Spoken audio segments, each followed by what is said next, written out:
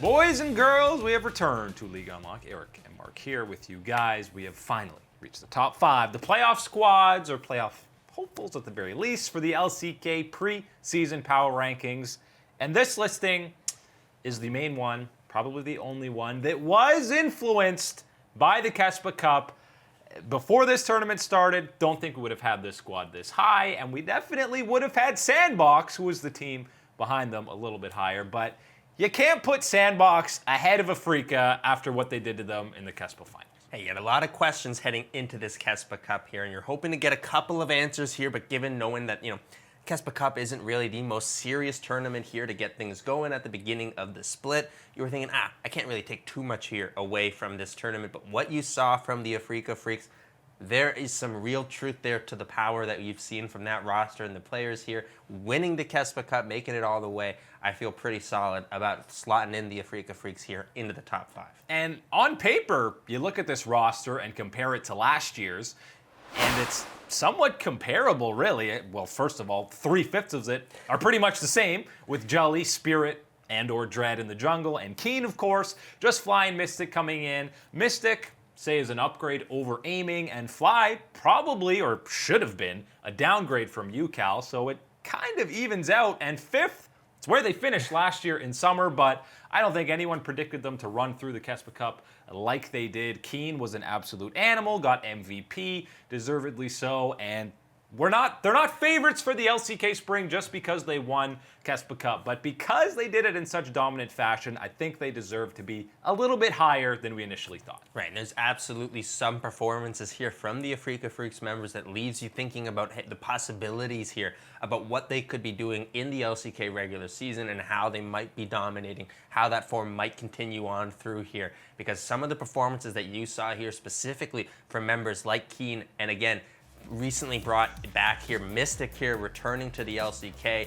He brought in some fantastic performances, and this has been a player that we have talked about a long time back in the LPL and on WE, and the performances and star power that he can bring to a lineup, it's all there, but you need that consistency to come through from Mystic. And hey, we didn't see it at certain points last year, but you are certainly seeing it here with the Afreeca Freaks to kick off the 2020 campaign. I mean, Mystic trained in the LPL against the greatest AD carries in the world. Boom. Coming over to the LCK, that's easy money, man. Baby. He'll be there, maybe even skyrocketing into that top 3. But yeah, Keen was playing a whole bunch of different champions. Hecarim top, haven't seen much of that. Obviously, Camille is one of his specialties, but he looked absolutely incredible and deserving of that #1 spot for top laners that we gave him in the preseason. Afreeca, I don't know if they're actually going to be title contenders. I don't know if this is kind of an anomaly, because I still feel like they're kind of in that middle tier, right outside of that top 3, kind of that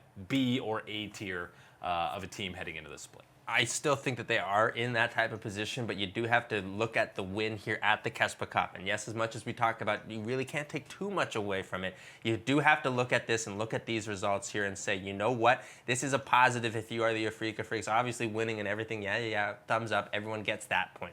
But the real thing here, the real value is winning these events, winning these series here, getting these best of 3, best of 5 victories. That is the really important thing here for the Afreeca Freaks. Build up that confidence in these type of scenarios as a group here, as a squad together here, this iteration of the Afreeca Freaks. Build up that confidence here. Use it when you get yourselves down here in a playoff series. That's where you can find the value of this Kespa Cup victory. And they were one of pretty much 3 teams in 2019 that you had a lot of hype for coming into the season, and they just never really lived up to what you were expecting out of them. And Keen, UCal, it looks all great on paper, and spring things did not come together at all. They ran together, got a playoff run, playoff berth in summer, and then things were looking better. They looked like an actually competitive team, got some solid wins, but at times you were just looking at this team, what's the issue? You couldn't really figure it out. Sure, Dread was inting some of those games, and that's going to be an interesting storyline for me, is Dread versus Spirit. Spirit got the majority of the starts throughout the Kespa Cup and looked really good on it, and Spirit's a guy who's been around since 2013 and still playing at a high level. Right, and everything that we have seen early on here, the early look here at the LCK in 2020 is going to be that, yes, once again, that jungler priority, that position is going to be so vital to the success here that you're going to be having. And again, the success that you will be having with your mid laners and in the top lane as well here. These are so big here, and a player like Spirit is going to be required to do so much here for the Afreeca Freaks just to keep pace with the rest of the squads here that will find themselves in the top 5. Yeah, and I think you looked at the synergy that he has with Keen. They've already played together for a long time, and he is much more consistent than Dread. It's the typical story when it comes to junglers. You know, it's the MLXG or Karsa.